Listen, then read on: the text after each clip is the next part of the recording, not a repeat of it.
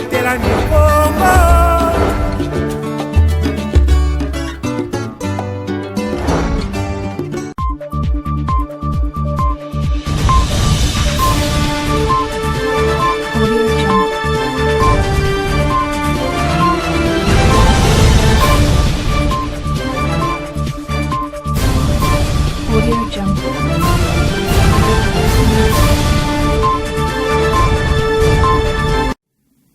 Tout le plaisir est pour nous de vous savoir nombreux en train de suivre la chaîne de Tout le temps et de Toujours ma bannière. Merci mesdames et messieurs de nous choisir pour vous informer. Soyez les bienvenus. Commençons ce journal avec cette nouvelle circonstance douloureuse ce mercredi 30 octobre 2024 à Kinshasa, la capitale congolaise. Un hélicoptère de forces armées congolaises s'est écrasé aux alentours de 11 heures à l'aéroport d'Endolo. Cet appareil volant a fini sa course en bout de piste, non loin de l'avenue Luambo Makiadi et du marché Sombazigida. Le fait a été maîtrisé grâce à un véhicule anti-incendie. Cet accident, dont la cause demeure inconnue, a fait état d'un bilan de 2 militaires morts et un survivant et des dégâts matériels. Les bilans de ces drames a été livré par le bourgmestre de la commune de Barumbu. Quelque temps après cet incident, a fait savoir nos confrères d'élection.net. Encore une fois, merci d'être avec nous. Au gouvernorat de la province du Congo central, le numéro 1 de la province a échangé mardi avec les syndicats des enseignants en toile de fond la restitution de leur mission effectuée à Kinshasa. Davantage à suivre dans cet élément de la cellule de communication du gouvernorat avec les commentaires de la rédaction de Ma Bannière.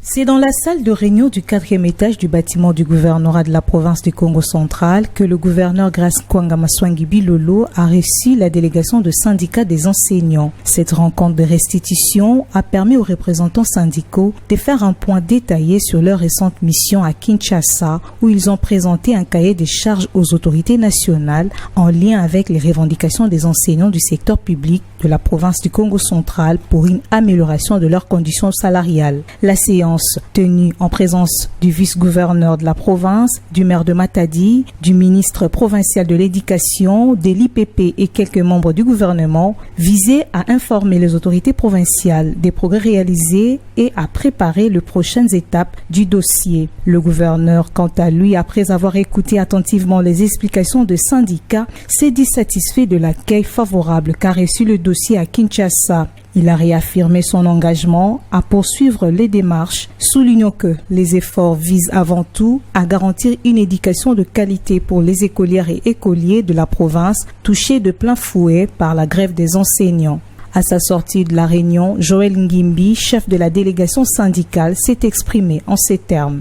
Après la mission, nous avons restitué notre mission auprès de son Excellence Monsieur le gouverneur de province. Mais en résumé, nous avons été bien reçus par deux grandes autorités. D'abord par la ministre de l'Éducation nationale et Nouvelle Citoyenneté et ensuite par l'honorable président de l'Assemblée nationale. Ce sont les deux personnes qui nous ont reçus à Kinshasa et desquelles nous tirons des bonnes informations pour l'enseignant. Parce que les avancées des Bibois sont déjà en cours d'exécution et puis la politique salariale de l'enseignant, ça c'est l'affaire du budget 2025. Et à Victor Bikundu, porte-parole de la province éducationnelle de renchérir. Et maintenant nous voyons aussi que le gouvernement provincial est collé aux syndicalistes. C'est pour dire que l'enseignement doit nécessairement connaître des avancées, un changement spectaculaire. Cette rencontre marque un pas supplémentaire de la résolution du conflit et les enseignants et les autorités provinciales espèrent désormais que les actions concrètes suivront pour garantir un avenir plus serein aux enseignants et à leurs élèves. En séjour à Bruxelles, capitale de la Belgique, pour une formation, le lieu de Matadi, Dr Nzuzi Kassa Amzi, a échangé avec la première ministre Judith Tuluka Souminoa sur plusieurs problématiques qui rongent la ville de Matadi, sa circonscription électorale. Les détails, c'est à découvrir dans cet élément de la cellule de communication de l'honorable. Depuis Bruxelles, où il s'est rendu pour prendre part à une formation, le député national élu de Matadi, le docteur Nzuzi Kassa Amzi, accompagné de son collègue, l'honorable Mbomakou Meza Gaboréan, élu de l'Antangou, ont été reçus en audience par la chef du gouvernement congolais, son excellence Judith Suminwa Tuluka, ce mardi, dans l'enceinte de l'ambassade de la RDC à Bruxelles, et avant qu'elle puisse s'entretenir avec la diaspora congolaise de la capitale belge. Dans un entretien d'environ 1h30, le digne fils de Matadi a saisi cette occasion pour faire part à la première ministre de différentes préoccupations de son fief en particulier et la province du Congo central en général, parmi lesquelles on note la problématique de l'ancienne première route nationale numéro 1 Matadi-Kinshasa, appelée route caravane, avec l'objectif de la réhabiliter pour désengorger l'actuelle route nationale numéro 1. L'homme de Kikomboso a aussi évoqué plusieurs points, entre autres le problème d'eau devenu un vrai casse-tête dans plus d'un quartier de la ville de Matadi, aussi la présence de charbon au port international de l'Onatra qui pollue non seulement la nature mais aussi l'eau de la régie des eaux. Au cours de ces échanges avec madame le premier ministre, le maître de la réappropriation de notre destinée n'a pas laissé de côté la réalité actuelle sur la route nationale numéro 1 Matadi-Kinshasa, caractérisée par les embouteillages, accidents ainsi que la présence de coupeurs de route qui sèment terreur et désolation dans le chef des conducteurs. En outre, la question d'équiper les centres de santé des Matadi et de la province du Congo central dans son ensemble, d'autant plus qu'il y a l'instauration de la gratuité de la maternité, a fait partie également de cet entretien. Le lieu de Matadi, le docteur Nzuzi Kassa, a manifesté son intention de corriger le paiement du centre de santé. Enfin, les deux personnalités Congo ont également évoqué la question de la guerre dans la partie est de la République démocratique du Congo. Ça fait débat. La révision constitutionnelle ou sa réécriture divise les opinions. Après l'annonce de la mise en place d'une commission nationale pouvant réfléchir pour une nouvelle loi mère, les réactions fusent de partout. Les dernières en date sont celles de Monseigneur Donatien Cholet et Augustin Kabouya. Suivez le détail dans ces commentaires. Nalikambo yoboyoki nungu ya révision to ya changement ya constitution. Ces propos du président de la République Félix-Antoine Tshisekedi Tshilombo n'ont pas trouvé l'approbation de quelques familles politiques et de l'Église catholique. Réagissant à cette allocution, le secrétaire général de la Conférence épiscopale nationale du Congo Senko en sigle, Monseigneur Donatien Cholet, a sans retenir donné sa position et celle de l'Église catholique. Dans ses propos, Donatien Cholet a affirmé que dans les contextes actuels, cette démarche est inopportune. C'est une position politique, mais du côté de l'Église et du côté de la société civile dont nous faisons partie, en tout cas, nous pensons que c'est quelque chose à décourager dans le contexte actuel, quelle que soit la pertinence de l'un ou l'autre point relevé pour justifier cette démarche qui est dangereuse sur plusieurs plans, sur le plan social, sur le plan sécuritaire et même sur le plan politique. Le débat n'a pas commencé aujourd'hui, le débat a commencé il y a plus ou moins 10 ans ce même sujet, que ceux qui sont au pouvoir actuellement ont refusé que le président honoraire touche à la Constitution. La situation comme telle n'a pas évolué. En ce temps-là déjà, l'actuel président de la République et les siens disaient que le problème c'est pas la Constitution, mais c'est le social du Congolais. Pour les Front commun pour le Congo, FCC de Joseph Kabila, cette initiative est une déclaration de guerre au peuple et un danger pour la stabilité du pays. Il a dit dans un communiqué publié le dimanche 27 octobre à Kinshasa. Par contre, le changement ou la révision de la Constitution est soutenu par plusieurs acteurs politiques, notamment le ministre du Commerce extérieur Julien Paluku, autorité morale du parti politique Burek. La France a révisé sa constitution 24 fois depuis 1958. La dernière date du 23 juillet 2008, on a limité le mandat à 2. C'est en 2000 aussi qu'on a réduit la durée du mandat de 7 à 5. Quand on parle de constitution, les gens ont toujours tendance à croire que c'est parce qu'on veut favoriser un président qui est en fonction. Non.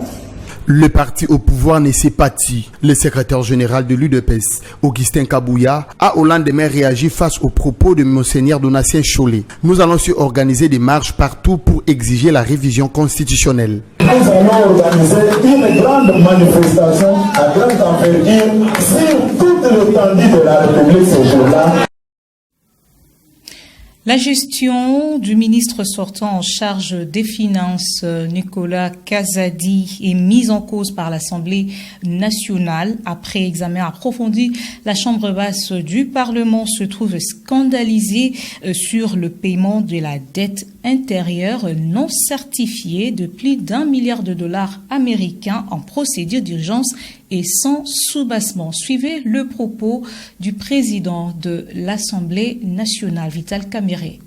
En ce qui concerne la reddition des comptes, ici nous avons découvert, ici à l'Assemblée nationale et la population avec nous, des dépassements budgétaires incroyables. Ceci se concentre dans quelques secteurs, pendant que d'autres secteurs ne reçoivent absolument rien. On a aussi relevé le fait qu'il y a des imputations mensongères de transfert de fonds aux provinces et aux ETD que les provinces n'ont jamais vu et que les ETD n'ont jamais reçu. Nous avons aussi noté des dépenses en urgence qui ont dépassé les 51%. Donc c'est devenu plutôt la loi et puis l'expression. Mais vous avez aussi relevé que ce n'est pas le fait seulement du ministère des Budgets et des Finances, mais il est question que l'on puisse établir les responsabilités de chaque responsable de ces actes de mégestion. Quand vous dites que pour les PDL 145 territoires, c'est 88 milliards de dollars seulement, soit 6%, au moment où les dettes non certifiées représentent 450 milliards, on se demande où se trouve la priorité finalement de l'État congolais. Est-ce que le gouvernement n'a pas contredit tout ce que l'autorité suprême, le président de la République, avait décliné comme priorité et se concentrer finalement au confort des individus, puisqu'on dit remboursement des dettes qui ne sont pas certifiées? On se pose la question, ces dettes pour avoir livré quoi? Par exemple, les dépenses de 95% d'investissement sont de 85% pour les études. Quelles études, alors que tous les ministères, y compris même l'Assemblée nationale et le Sénat, nous avons des bureaux de direction d'études. Mais quelles études peuvent coûter autant d'argent?